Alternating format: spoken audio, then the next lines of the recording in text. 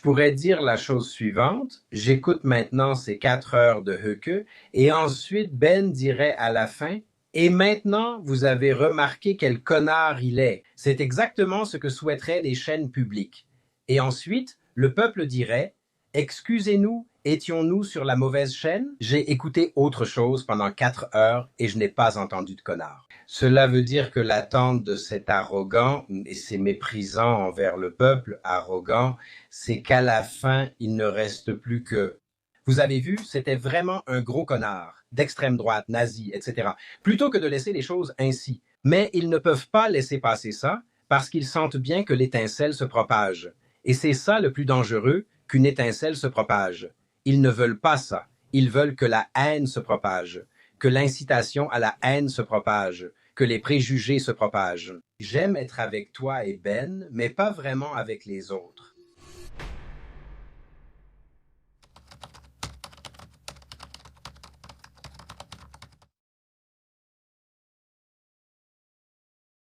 Peter, parlons de la vidéo virale du week-end. Ben et Björn Höcke, plus de 3,3 millions de vues.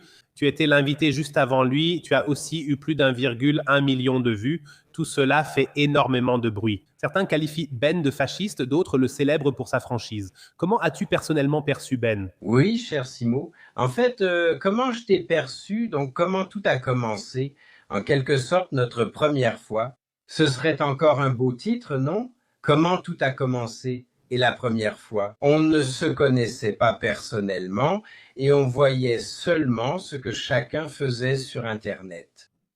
Ben m'était totalement inconnu en tant que personne. J'ai alors regardé quelques-unes de ses vidéos. J'ai trouvé ça vraiment super. Et je n'avais qu'un petit créneau de 3 heures. J'ai pris l'avion de Berlin à Cologne, où se trouve son studio. Et j'avais, je le précise rapidement, un super chauffeur de taxi. C'était un hasard à l'aéroport. Celui qui devait prendre la course était en train de fumer. Et là, je me suis dit, non, avant de subir cette fumée, je vais prendre le chauffeur de taxi suivant. Et c'était un Turc plus âgé. Il m'a vu dans le rétroviseur et il a dit, je vous connais, vous et vos vidéos, tout est tellement merveilleux et je vais vous y emmener très rapidement. Long trajet à travers Cologne. J'arrive devant un bâtiment futuriste et il y a quelqu'un devant la porte. Ben, il attendait. Il est venu me chercher à la sortie du taxi. On a un peu discuté. J'étais déjà prêt pour un peu de small talk. Il m'emmène dans son studio. Je demande encore où sont les techniciens et est-ce qu'il n'y a pas quelqu'un ici pour la lumière et tout ça. Là, il me dit, on tourne déjà, tout est réglé. Ça commence tout de suite. Et ça, pour moi, c'était pareil et je l'ai aussi vécu avec toi. La première fois chez toi, on m'a encore proposé du thé vert, il y avait quelques morceaux de chocolat et tout, et ça commence de façon très humaine, sans que ce soit déjà enregistré. Chez lui, ça a commencé tout de suite. Et ça, c'est sa marque de fabrique. Ça veut dire qu'il ne veut pas de concertation. C'est pour ça, Unscripted, c'est le titre de son podcast. Il s'adapte immédiatement à son invité. Et ceux qui regardent la vidéo avec moi, le début est vraiment génial parce qu'il raconte que j'avais raté un rendez-vous auparavant. Je n'ai jamais fait ça de ma vie. J'ai carrément oublié ce rendez-vous. Ensuite, je lui ai envoyé des smileys et tout, et puis il commence en disant « Mais je ne vous aurais pas imaginé aussi gentille. Et j'ai toujours pensé que vous étiez si sérieuse. Et maintenant, vous m'envoyez des smileys. » Il n'en revenait tout simplement pas. Et puis il vous laisse parler, et c'est exactement ce qui se passe aussi chez toi. Il laisse simplement parler et écoute, puis il n'intervient que lorsque tu fais une pause ou bien lorsqu'il veut approfondir. Et il y a eu une scène, et elle est maintenant typique dans toute la controverse autour de lui et Euke, parce qu'on dit toujours qu'il n'a pas approfondi et qu'il aurait dû le faire à ce moment-là.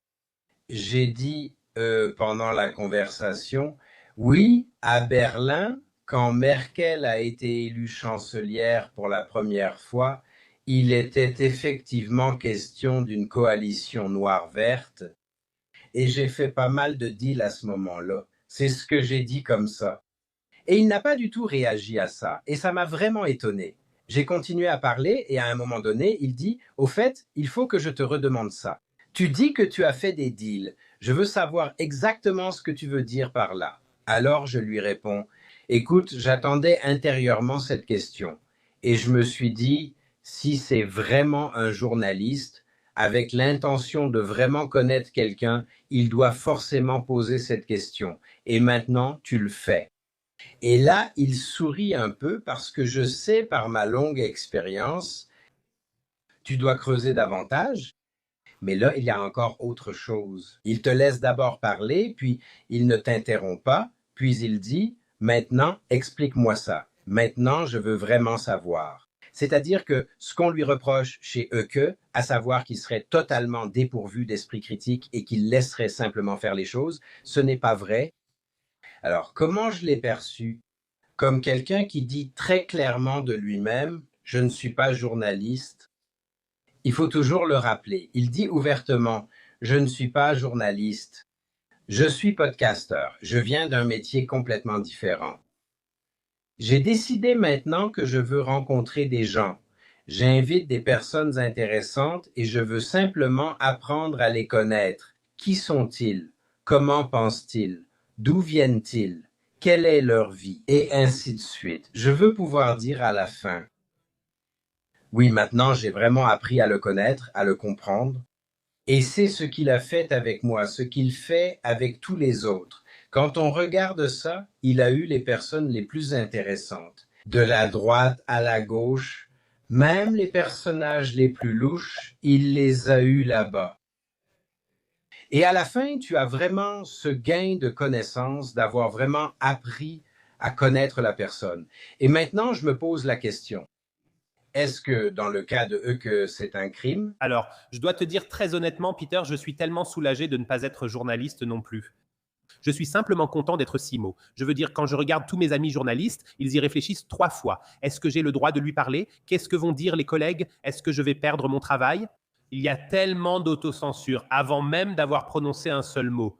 Et je trouve que les journalistes posent souvent des questions pour forcer une certaine réponse, pour se présenter d'une certaine manière comme des héros critiques. Et je trouve que c'est la pire base pour vraiment avoir une conversation de cœur à cœur. Et je ne veux faire la leçon à personne, peu importe ce que les gens pensent à la fin. Je veux dire, on le fait vraiment avec une intention sincère. Et au final, c'est au spectateur de décider ce qu'il en retient. Et je respecte l'intelligence de mon public. Et en écoutant simplement et en laissant mon interlocuteur s'exprimer, je n'impose pas sans cesse une pensée guidée. Oui, tu résumes parfaitement tout cela, parce que ça fait maintenant 50 ans que je fais tout ça. Et je le sais, on sent comme un fourmillement. On veut ensuite, lors de la prochaine séance, de la prochaine réunion, ou peut-être aussi dans certains commentaires des journaux, être félicité. Là, il l'a vraiment bien remis à sa place. Et il a acculé l'autre dans un coin, et maintenant son interlocuteur est démasqué. Et formidable, Peter Hain. Super, super, super.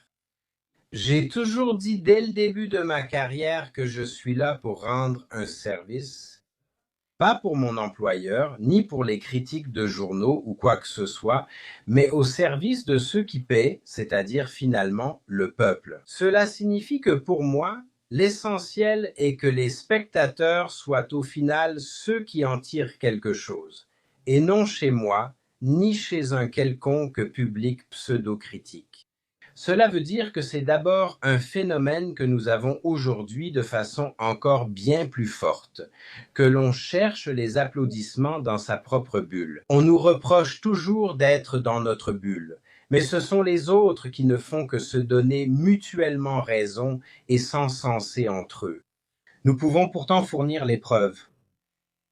Les prix de journalisme qui sont décernés aujourd'hui, que ce soit le prix Grimm, le prix allemand de la télévision ou n'importe lequel, ce sont en quelque sorte les journalistes qui se récompensent entre eux. Ils ne demandent donc pas au peuple qui est le meilleur, mais ils se posent la question entre eux et se distribuent les prix entre eux. Et avec ces critiques insensées, maintenant contre Ben, qui sont carrément ridicules, cela se dévoile clairement. Le même journal, par exemple le Spiegel, qui a employé un certain Relotius, qui n'a apporté rien d'autre que des mensonges et des histoires inventées, ce qui a été prouvé, mais qui a pourtant été couvert de prix. Ce sont eux qui veulent maintenant critiquer quelqu'un qui reçoit l'approbation du peuple. Car il faut le dire, l'audience de Ben est gigantesque. Elle est vraiment absolument gigantesque. Donc il n'y a probablement personne en Allemagne qui n'a pas encore vu ça, ou aucun foyer qui ne l'a pas déjà vu. Amis et ennemis regardent ça maintenant. C'est déjà un sacré exploit. Et là, on se rend soudain compte que les gens montrent de l'intérêt. Pas les critiques. Eux, ils savent toujours tout mieux que les autres. Mais il s'agit de permettre aux spectateurs d'y voir plus clair. Et tu viens de dire quelque chose de vraiment décisif.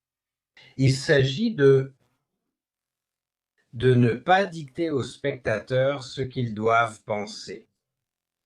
C'est justement cette fameuse chose qui arrive maintenant. Où était la mise en contexte? Ben aurait dû mettre ça en contexte maintenant. Donc eux que là-bas, il fait semblant d'avoir une belle vie de famille et de dire à quel point ses enfants sont formidables. Mais il faut quand même dire que c'est un criminel, c'est un extrémiste de droite maintenant. Il faut remettre ça dans son contexte.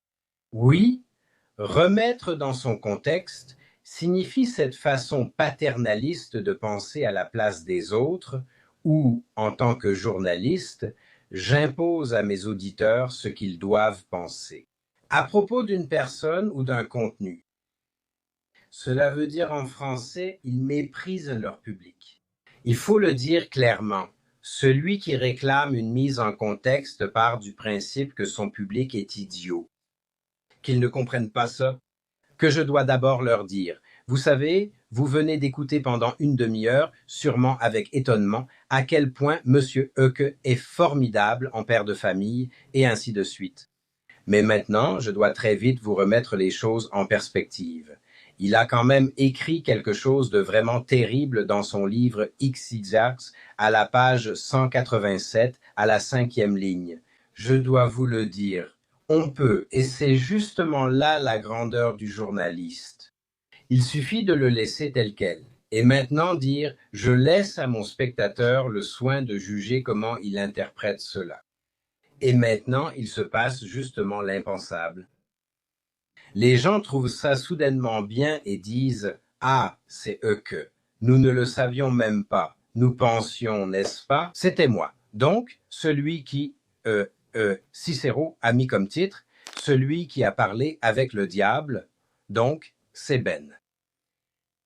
C'est ironique. Cicéro se moque aussi et dit « Ça ne peut quand même pas être vrai. » Donc, en gros, Ben a maintenant parlé avec le diable, avec l'extrémiste de droite, avec le nazi, avec ce terrible Höcke, et il n'a pas mis ça en contexte. Il aurait dû mettre sans cesse des avertissements. En fait, je crois que cette exigence n'a jamais été formulée jusqu'à présent. Je peux maintenant la formuler et dire, en fait, il aurait toujours dû y avoir un avertissement clignotant pendant toute la durée de l'interview, pendant 4 heures, un avertissement sur les risques et les effets secondaires. Demandez à votre médecin ou à votre pharmacien ou... Et maintenant, voici le plus fort. Demandez donc à Monsieur Merz ou à Monsieur Klingbeil ou les Verts ou la gauche. Demandez-leur quels sont les effets secondaires. Vous pouvez maintenant attraper une cérébrose parce que vous avez écouté Eucke. Et cher Simo, nous en avons déjà parlé plusieurs fois dans nos émissions. Où était donc la mise en perspective pendant le Covid? Où a-t-on dit à ce moment-là, maintenant vous avez entendu Monsieur Drosten? Vous le trouvez tous très sympathique. Mais maintenant, remettons cela en perspective. Il y a aussi Monsieur Bagdi et Monsieur Wodarg, et il y en a encore d'autres. Maintenant, je te demande si nos enfants, mot-clé Schleif, cet endroit est désormais une légende en Saxe, près de Görlitz. Cette communauté LBQEDK-Rewe apparaît là-bas, sous la responsabilité de la CDU, maire CDU, ministre de l'Éducation CDU, ministre-président CDU, Et ils endoctrinent nos enfants là-bas. Et ils disent donc tout est queer et nous avons 167 genres. Excusez-moi, où était la mise en contexte? Où étaient donc les enseignants qui disaient excusez-moi, dans la Bible, dans le Coran, dans la Torah des Juifs, il est écrit qu'il n'y a que deux genres.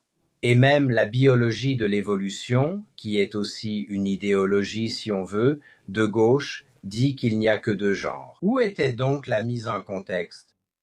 Ce qui est fou, c'est qu'ils ne demandent une mise en contexte que là où ils ont peur. Ils ont peur que Huck paraisse sympathique. Et ça, il ne doit surtout pas l'être. C'est une transgression d'un tabou. Et encore une chose, dans ce cas, en Saxe, à l'école. Voilà, c'est l'histoire choquante. Quand des enfants ont soudainement réagi et ont dit « Excusez-nous, mais nous ne croyons pas à ces salades que vous nous racontez. » Ces deux personnages qui sont intervenus là. Alors ils répondent « Eh bien, je suis en Saxe, et de toute façon, ce sont tous des nazis ici. Tu crois qu'il n'y a que deux genres, car ici, il n'y a que des nazis de toute façon. » C'est bien la preuve à quel point cette critique envers Ben est absurde. Ça veut dire que si tu interviens, tu es tout de suite catalogué dans une case idéologique et politique. Alors que ça n'a rien à voir avec la droite ou la gauche, mais avec la science. Et rien que cet exemple montre clairement, non, il n'est pas nécessaire de apporter une mise en contexte si tu pars du principe que tu as des spectateurs responsables, intelligents et attentifs, et que tu leur fais confiance pour qu'ils puissent le faire eux-mêmes. Ils n'ont pas besoin de gouvernante, ils n'ont pas besoin de pensée assistée, ils ont besoin de liberté d'opinion. Tu viens d'aborder tellement de points importants. Et je dois aussi te dire très honnêtement, Peter, je ne comprends vraiment pas du tout l'hystérie ni l'AfD.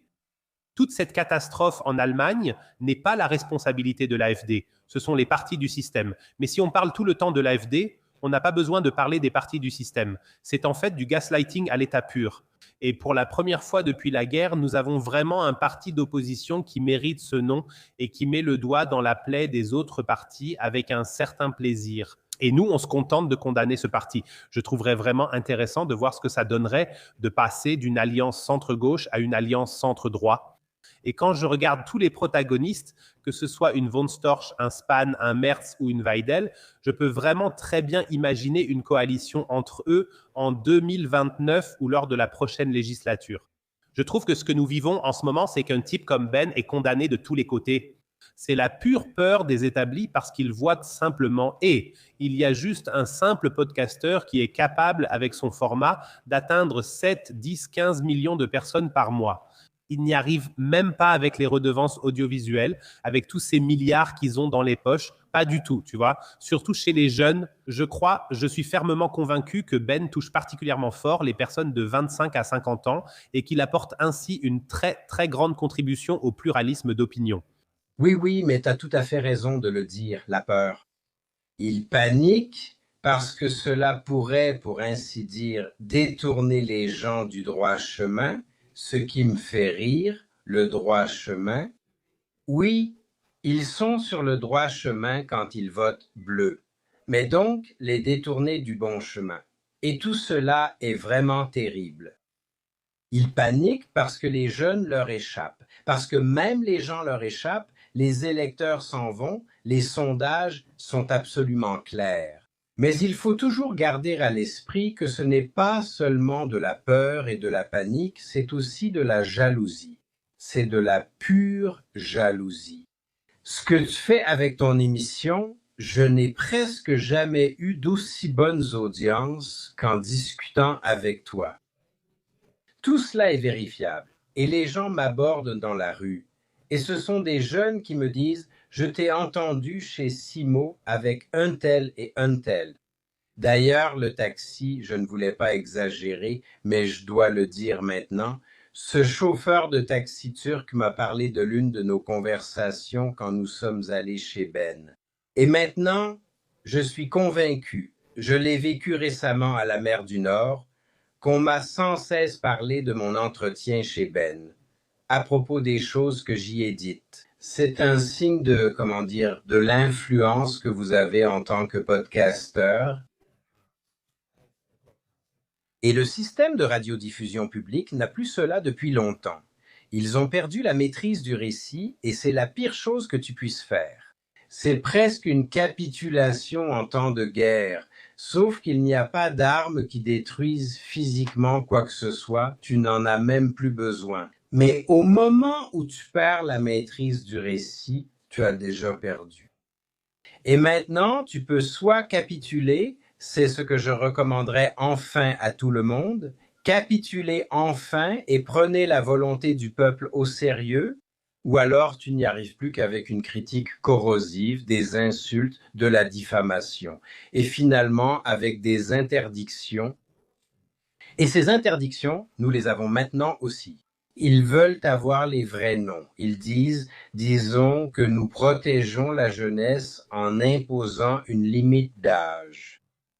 Cher Simo, mais la dernière conséquence, c'est que les mêmes personnes qui veulent nous protéger de Ben et Simo, qu'on ne puisse les regarder qu'à partir de 14 ou 16 ans, ce sont pourtant les mêmes qui font venir 2 personnes non-binaires dans une école et laissent les enfants être tyrannisés avec des pornos. Ce sont les mêmes personnes qui, lors de leur congrès de parti, exigent de protéger les enfants en interdisant Internet et qui envoient ces individus dans les écoles. Il faut d'abord se rendre compte à quel point c'est fou.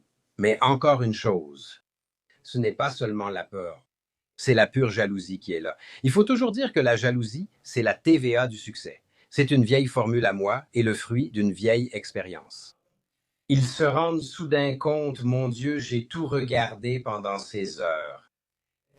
Donc les audiences du parti, les forums, ils existent tous, ils sont tous d'une manière ou d'une autre présents sur Internet.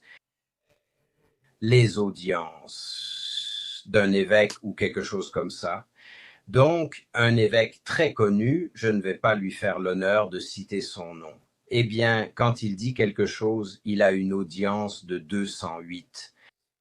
J'ai toujours cru que c'était 208 000 ou quelque chose comme ça. Non, 208. Et toi, tu as tes millions et Ben a ses millions. Et maintenant, ils se rendent compte tout à coup que l'eau leur file entre les doigts.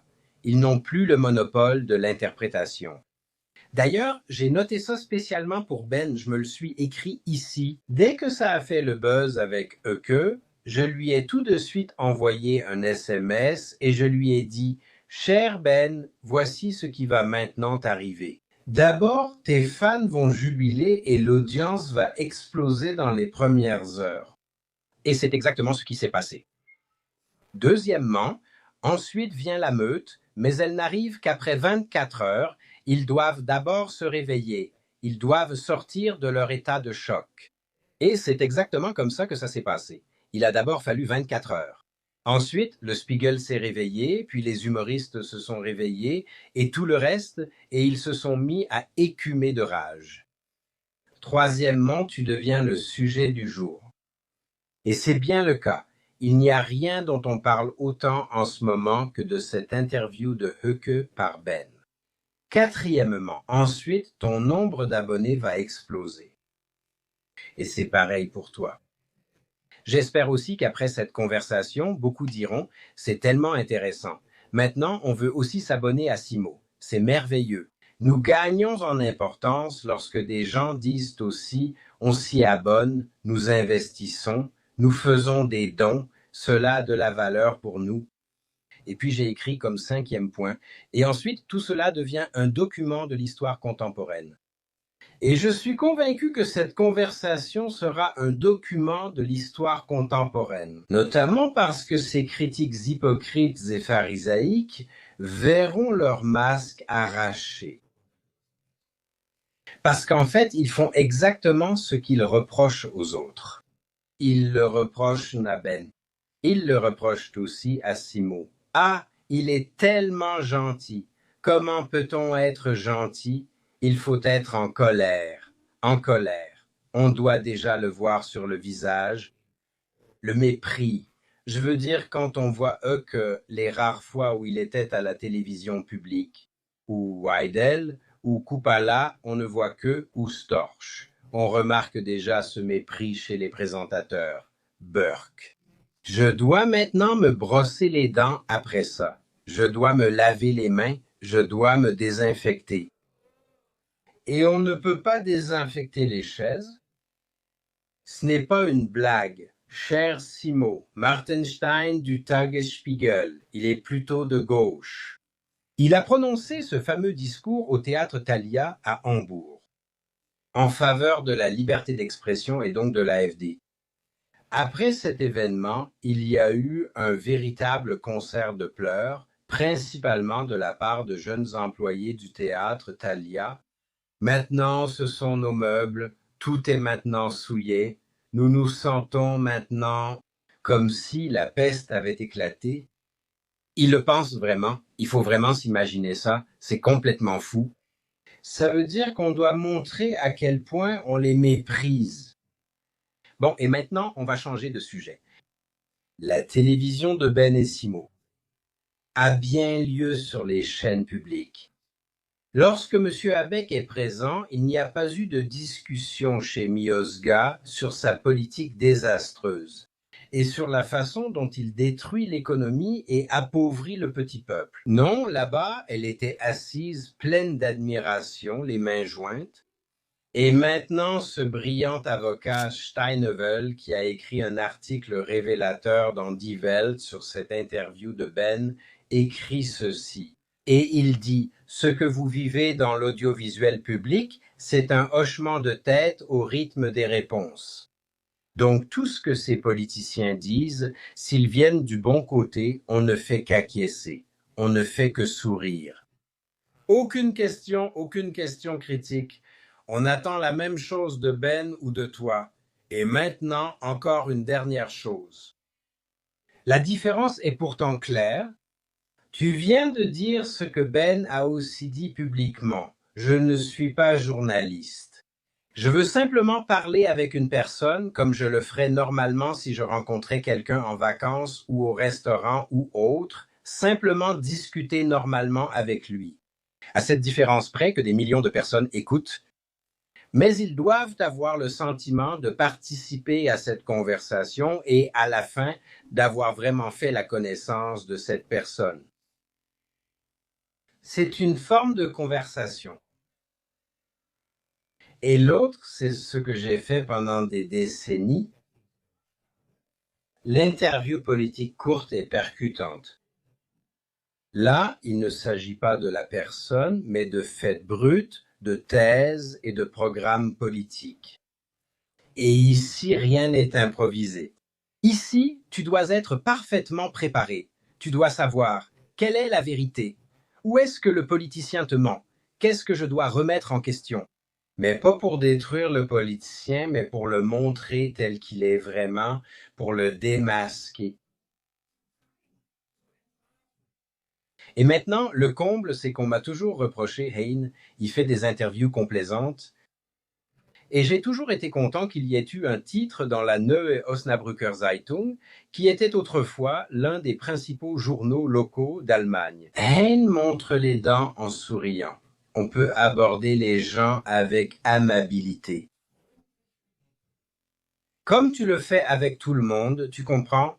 J'invite quand même le politicien dans mon studio. C'est comme ça, je laisse quelqu'un entrer chez moi. Je laisse quelqu'un s'approcher de moi. Je ne vais pas lui crier dessus. Je ne vais pas lui aboyer dessus. Je le traite en tant qu'être humain, très amicalement. Et justement parce que je suis si amical, je lui pose des questions critiques et décisives pour lui faire dire la vérité. Et j'ai toujours eu les meilleurs résultats lors de mes interviews d'été quand j'étais amical. Et néanmoins, j'ai inspiré la confiance que les politiciens m'ont dit des choses qu'ils ne m'auraient pas dites dans d'autres circonstances. Donc, cette atmosphère compte aussi. Et là, je dois dire que lors des interviews d'été, ce format que j'ai animé le plus souvent, Il y avait toujours l'idée de montrer le politicien en vacances. Tout cela est déjà un peu privé. C'est humain. Il se dégage quelque chose. D'ailleurs, il s'en dégage souvent davantage que lors d'une approche très dure des questions et des relances. Et pourtant, on en retire quand même un gain de compréhension politique. Et maintenant, cher Simo, nous avons justement un exemple parfait où un maire se lève lors d'un événement et crie sur une femme gravement atteinte d'un cancer. Dessus, c'est ça qui les démasque. Tu n'as plus besoin de journalistes pour ça. Là, ces gens se dévoilent dans toute leur bassesse, dans leur manque total d'empathie. On ne peut pas s'indigner assez à ce sujet. Et le plus drôle, c'est que cet événement à Salzwedel, en Saxe-Anhalt, il y a quelques jours, avec Merz, c'était la journée du journalisme local, c'est-à-dire, il y avait des journalistes dans le public. Ils ne sont pas intervenus. Ils auraient dû sauver cette femme immédiatement. Non, la présentatrice de cet événement s'en prend aussi à cette femme et dit « Posez votre question, posez votre question ». Puis elle répète « Je suis gravement malade, je prépare actuellement mes funérailles ». Puis la présentatrice répète « Maintenant, votre question, nous n'avons pas beaucoup de temps ici ». C'est ce genre de journalisme qui m'énerve, et ensuite un Merz arrive et en rajoute une couche. Et il engueule littéralement cette femme. Le journal Die Welt a écrit « C'est le moment Laschet ». Comme Laschet avait ri à l'époque lors de la crue de l'Aar, tout cela achève complètement Merz maintenant. Et là, je ne peux que dire, où sont donc maintenant tous les critiques de Ben Höcke? Où sont-ils maintenant? Où sont-ils pour s'indigner en tant qu'avocat de cette femme qui a été exhibée? Et c'est pourquoi je suis vraiment content que ton format ainsi que celui de Ben grandissent, fleurissent et prospèrent. Ça les travaille, les autres. Oui, ils sont désespérés. J'ai aussi reçu Peter ainsi que Béatrice von Storch comme invité. C'était dur sur le fond, mais courtois dans le ton. À la fin, on s'est regardé et dit « Merci pour ta position, c'est bien d'en avoir une ». Tu es aussi allé voir beaucoup de collègues chez Lanz, Kerner, Sabine Christiansen, dur mais juste. Et si tu regardes en arrière, est-ce que ces animateurs étaient aussi fouillés, aussi incisifs qu'ils le demandent maintenant à Ben? Quand je regarde l'interview de Mioska et Habeck il y a quelques mois, oui, franchement, s'ils n'ont pas couché ensemble avant ou après, l'interview était vraiment tellement complaisante, chaque réponse lui était pratiquement soufflée, il n'y avait absolument aucune relance. Ensuite, quelques semaines avant ou après, je ne sais plus, elle a, je crois, interviewé Sarah Wagenknecht, et là, c'était une vraie inquisition. C'est vraiment super sélectif ce qui se passe là et maintenant exiger ça de Ben qui veut simplement avoir une bonne conversation qui mentalement, il ne faut pas l'oublier, n'est peut-être même pas en état de le faire. Tous ces discours ethnicistes d'un Björn Höcke, je n'ai pas regardé l'interview en détail, il faudrait presque avoir étudié l'histoire allemande pour ça, pour finalement pouvoir participer à la discussion d'une manière ou d'une autre, parce qu'il a aussi un débit vraiment effréné. Il t'a eu toi, puis Gerald Hüther, puis Björn Höcke, puis d'autres politiciens, et souvent, tu ne peux même pas vraiment participer à la discussion dans le détail. Les chaînes publiques, Zélie, sont le pire exemple qui soit. Quand elles invitent les bons invités, c'est plus une discussion de complaisance, un échange de bons procédés qu'une véritable critique. Une question critique, on la met de côté. Oui, enfin, je veux dire, je ne serais pas Peter Hain si je ne mentionnais pas ici, ne serait-ce qu'un instant, la littérature la plus importante de tous les temps. J'écris dans mon nouveau livre « Pourquoi vous nous détruisez ?» C'est un titre programmatique. Ils détruisent aussi le journalisme et le succès de Ben et de toi. Tout cela est merveilleux. Et là, j'ai écrit dès le début, celui qui pensait que tout cela ne pouvait pas être surpassé a été détrompé à la fin de l'année 2025. La soirée du 6 décembre a été le point le plus bas de la télévision allemande. Les chaînes, généralement contrôlées par des comités de la CDU, de la CSU et du SPD, ont fait pire que la chaîne pour enfants et la télé-poubelle. La Weltwoche suisse commente Dans Die Hundert de l'ARD, le programme du gouvernement allemand est célébré avec une hola. Comparé à cette émission, la télévision d'État de la RDA passait pour un programme d'opposition rebelle. Et puis j'ai encore plein d'autres exemples là-dedans. Ça veut dire qu'ils répondent à ce qu'ils attendent de toi et de Ben. Et tu en parles. À l'époque où je passais beaucoup au Heut Journal et à l'émission Heut, j'y étais parce que j'étais aussi chrétien, pieux et conservateur et tout ça, mais c'est justement pour ça que j'étais intéressant pour les talk shows. Et j'étais partout. Sabine Christiansen, Kerner, Lance, Hartaberfer, Riverboat. J'ai vraiment été partout plusieurs fois. Et j'ai côtoyé les collègues là-bas très différents. Il y avait une façon de faire, par exemple Kerner, qui faisait toujours ça de manière très amicale, mais qui tout à coup prenait une tournure très contrôlée et investigative, comme lors de la fameuse interview avec Eva Hermann. Inoubliable. Cette femme a vraiment été exposée, démolie. Aujourd'hui, nous savons qu'une partie de ce dont elle a été accusée était en partie faux et que c'était injuste. Soudainement, Kerner, que j'estime beaucoup, jouait le rôle de l'inquisiteur. Le truc, c'est que personne n'y a cru. Donc, tout le monde savait que c'était une mise en scène, que ça devait être comme ça. Donc, peut-être qu'on garde son emploi, que voulez-vous? On a une évolution similaire chez Lanz, qui a aussi commencé avec des talk-shows complaisantes et qui maintenant se donne soudain des airs d'enquêteur, parce qu'il se rend compte qu'il se rendait ridicule avec cette complaisance. Il doit confondre le gouvernement. Il doit dévoiler toute cette injustice qui vient maintenant de la CDU, de la CSU et du SPD au gouvernement. Sinon, plus personne ne le prend au sérieux. Même Sabine Christiansen avait une manière avenante. Et maintenant, voici les différences. La plupart des collègues ne savent tout simplement pas improviser. L'improvisation, ce que tu fais, ce que Ben fait, ce n'est pas simplement laisser tourner sans qu'il... Je n'ai pas besoin de savoir quoi que ce soit, je dis juste bonjour.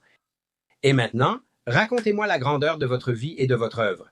Et après 4 heures, je dis, c'était tout, merveilleux, au revoir. Non, c'est intelligent d'écouter.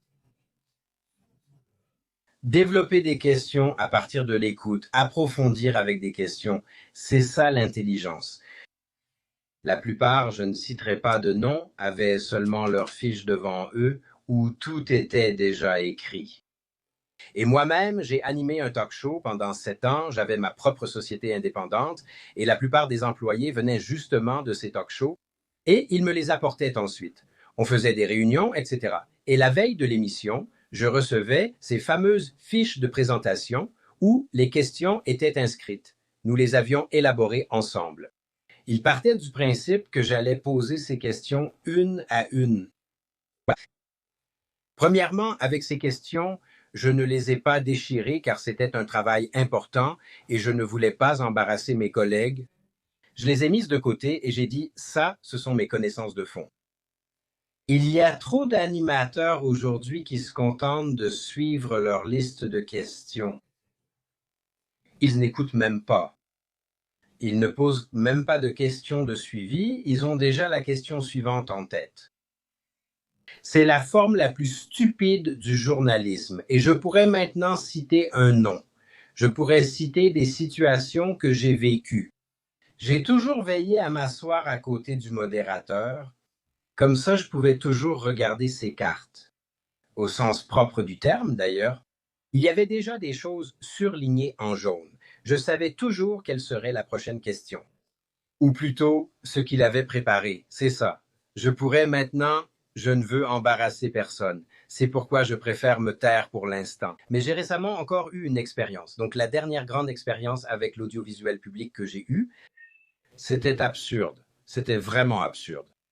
Et maintenant, je te le dis personnellement. J'ai, dans mes interviews d'été, là, c'était vraiment différent. Tu avais 20 minutes d'abord, il y avait un peu d'humanité, vos vacances, la famille, et ainsi de suite. Et ainsi de suite, et ainsi de suite. Et maintenant, voyons voir. 3, 4 questions politiques. Et puis la critique est venue lors des fameuses conférences de rédaction. Ensuite, le lundi ou le mardi. Non, tu aurais dû encore poser cette question. Et tu lui as souri. Et non, donc voilà. Et puis je n'oublierai jamais comment Bodo Hauser, qui est malheureusement décédé si tôt, il était avec l'émission Hauser et Kienzle, droite et gauche. Lui, c'était celui de droite. Kienzle, celui de gauche. C'était la télévision, une légende de la télévision, quand la télévision était encore la télévision. C'est-à-dire équilibrée, de haut niveau et, dans le bon sens du terme, d'investigation. Et comme Bodo Hauser peu avant sa mort, il a dit un jour lors d'une conférence de coordination de la ZDF, où tout le monde était connecté, du directeur général jusqu'au dernier chef de studio. Est-ce que vous avez déjà remarqué que Hahn est le seul à mener ses interviews sans fiche, sans aucune feuille de papier? Donc, Haynes s'assoit face à un haut responsable politique, du président fédéral au chancelier fédéral, en passant par tous les chefs de parti, là où d'autres trembleraient. Ces minables d'aujourd'hui dans le journalisme, ils tremblent de soumission. De peur de poser la mauvaise question, ils sourient et hochent la tête et ainsi de suite. Et Haynes s'assoit en face d'eux et mène une conversation. Et j'en fais mon credo. J'ai essayé d'écouter les gens, d'en faire naître une conversation, et on peut y arriver même en 10 minutes, en 15 minutes. Il n'est pas nécessaire d'y passer 4 heures. On n'a peut-être pas abordé 100 sujets, mais on en a approfondi 2. Et les gens en retirent un gain de compréhension. Et tout cela a disparu. Mais ça revient maintenant grâce à de nouveaux formats, Ben, ou aussi chez toi. Et ça effraie tout le monde maintenant. Il y en a 2 qui disent d'eux-mêmes qu'ils ne sont pas journalistes et qui font pourtant un journalisme parfait, parce que ce que nous avons vécu maintenant avec Ben, c'est la forme idéale du journalisme. Mettre un politicien en difficulté sans le ridiculiser. Il est simplement exposé comme une représentation sans le ridiculiser. C'est une conversation, pas un massacre ou une démolition. Ce n'est pas cette interruption constante. Aujourd'hui, si tu as la mauvaise opinion, tu ne peux même pas prononcer une demi-phrase. Il crie déjà en interrompant hystérique. C'est même souvent hystérique. Personne n'a le droit de le dire, parce que les gens pourraient peut-être applaudir chez eux s'ils entendaient une telle phrase. Tu sais, la question est, une conversation politique, est-ce un journalisme de mise à mort ou un véritable gain de compréhension? C'est la seule alternative. Ce que nous vivons aujourd'hui, c'est le journalisme d'exécution financé par le service public. Un bavardage de courtisans financé par la redevance. C'est ce que l'on retrouve chez ceux qui, justement, critiquent Ben en ce moment. Ils ne font rien d'autre que du bavardage de courtisans. Ils hochent la tête et répètent « comme c'est formidable » sans jamais poser de questions critiques.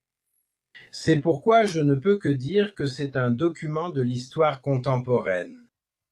Et ça me fait chaud au cœur, parce que tout le monde s'énerve autant. Tu sais, c'était tellement prévisible. Ils ne se gênent pas pour s'énerver, et 2 psychologues s'en occupent même maintenant. Et le fait que Ben ait légèrement tressailli de la paupière droite à une certaine remarque doit forcément prouver qu'il est de mèche avec eux que. Et il a un peu tordu la bouche, des choses comme ça. Ah, c'est quelque chose. Tu m'as demandé au début comment j'ai perçu Ben. Tu sais, il te regarde avec étonnement, mais avec un visage impassible, donc tu ne sais pas ce qu'il pense. Il te regarde juste. Là, en tant qu'invité à l'entretien, je me disais toujours, je ne le connaissais pas. Eux que non plus ne le connaissaient pas. Et personne, parmi ceux qui étaient déjà allés chez lui, ne le connaissait auparavant, personnellement, directement. Et j'étais déjà un peu irrité et je me disais, mince, il faut bien qu'à un moment donné la bombe explose. Et puis j'ai remarqué comment il assimilait tout ça et posait les questions décisives, celles que je me dis toujours que je me serais aussi posées chez moi. J'aurais pensé, ça je veux le savoir de votre part maintenant. Et c'est pourquoi je ne peux m'adresser qu'à Ben par ton intermédiaire. Toutes mes félicitations. Envoyées depuis Berlin. En tout cas. Alors, ce que Ben fait vraiment très bien, c'est de paraphraser, de simplifier, d'être empathique, de se mettre à la place de son interlocuteur. Je pense qu'après cette interview avec Björn Höcke, elle atteindra sûrement 4,5 millions à 5 millions de vues sur le long terme. Oui, rien que sur YouTube. Tu dois t'imaginer, il y a encore plein d'autres chaînes. Oui, sur Spotify, il est aussi très fort. Là, il va sûrement atteindre l'Olympe et il va devenir un peu une sorte de sous-culture. C'est aussi un peu cool d'une certaine manière d'aller chez Ben. Les influenceurs y vont. Le prochain sera Xavier Naidoo qui ira aussi là-bas. Donc vraiment, toutes les personnalités polarisantes vont se retrouver dans son format ou plutôt dans le mien d'une manière ou d'une autre. Et je pense que c'est, je crois, un assez bon contrepoids au programme de formatage des chaînes publiques. Oui, et c'est, je dirais pour conclure, aussi une forme de dévoilement. Alors, je pourrais dire la chose suivante. J'écoute maintenant ces 4 heures de Euke et ensuite Ben dirait à la fin, et maintenant, vous avez remarqué quel connard c'est. C'est comme ça que les chaînes publiques aimeraient que ça se passe. Et puis le peuple dirait, excusez-nous, est-ce qu'on était sur la mauvaise chaîne? On a écouté 4 heures d'autre chose. On n'a pas entendu de connard. Cela veut dire que l'attente de cet arrogant, et c'est une arrogance méprisante envers le peuple, c'est qu'à la fin, on dise simplement, vous avez vu, c'était vraiment un gros connard, d'extrême droite, nazi, etc. Au lieu de simplement laisser les choses telles qu'elles sont, mais ils ne peuvent pas laisser les choses ainsi, car ils sentent que l'étincelle se propage. Et c'est ça le plus dangereux, qu'une étincelle se propage. C'est justement ce qu'ils ne veulent pas. Ils veulent que la haine se propage, que l'incitation à la haine se propage, que les préjugés se propagent. Et donc, comme je l'ai dit, j'aime bien être avec toi, j'aime bien être avec Ben, mais pas tellement avec les autres. Peter, pour finir, que conseillerais-tu à un jeune souhaitant devenir journaliste? Suis la voie classique ou laisse tomber, sois authentique, achète-toi une caméra et fais-le à ta façon. Fais comme moi, je n'ai rien appris, je me suis simplement lancé pendant mes études, apprendre sur le tas. J'avais un bon instinct pour les gens, parce que j'ai toujours été en contact avec des gens, et je me réjouis maintenant que beaucoup de nos auditeurs, dimanche, pour la fête des mères, se rendent à Grima. Là, je prends la parole dans la grande Muldan Talal, et à 17 heures, ils peuvent venir avec toute la famille. C'est mon élixir de vie. J'ai toujours les gens à l'esprit. Et alors, tu n'as même pas d'idée stupide? Et puis tu joues au journaliste classique et mon directeur me dit, on a déjà tout discuté, je ne veux pas de journalisme militant. Je veux que vous donniez des faits pour que chacun se fasse son opinion. C'est tout ce que tu dois savoir. Je suis le reconverti classique, l'esprit libre, qui est arrivé dans ce métier par hasard. Je ne l'ai même pas appris. Mais je l'ai fait proprement et correctement, sans un seul droit de réponse, sans un seul blâme du conseil de la télévision, sans une seule intervention dans mon émission. Je n'ai jamais eu à subir d'intervention dans mon émission parce que j'étais incompétent ou mal à ma place. Et si tu y arrives, tu peux aussi te permettre de juger. C'est pourquoi je ne peux que dire à nos jeunes, devenez journalistes. Et des journalistes au sens le plus noble du terme, pas des courtisans, pas des bavards de cour, pas des propagandistes du tout va bien, mais avec pour seul objectif les téléspectateurs. Nous leur sommes redevables. Nous ne sommes rien d'autre que des gens au service des autres, le service. Et modérateur, ça veut dire il suffit de connaître le latin, modérateur, pas un agitateur, mais modérateur, apaisant, éclairant, Tournez vers l'interlocuteur avec bienveillance, vers le sujet et vers le spectateur. Alors, courage. Prenez une caméra, mettez-vous en place et bavardez comme bon vous semble. Le succès vous est assuré. Peter, c'est un vrai honneur de te parler. Merci pour tes explications. Aujourd'hui, il faut quelqu'un qui reconnaît ces schémas et tu es la meilleure personne pour cela. Tu as passé 50 ans dans les médias publics. Franchement, échanger aujourd'hui avec une telle légende, c'était quelque chose. Tu n'es pas un suiveur, ta légende est méritée. Passionnant. La prochaine fois, ce sera à nouveau en personne. Comme mentionné plus tôt lors de la préparation, une vraie conversation est bien plus authentique, meilleure et honnête que par Zoom. Mais pour l'instant, la conversation sera en ligne et on se revoit très très bientôt à Berlin, c'est sûr. Et j'ai hâte. Au revoir, cher Simo. Et salutations à tous ceux qui nous écoutent maintenant. Merci.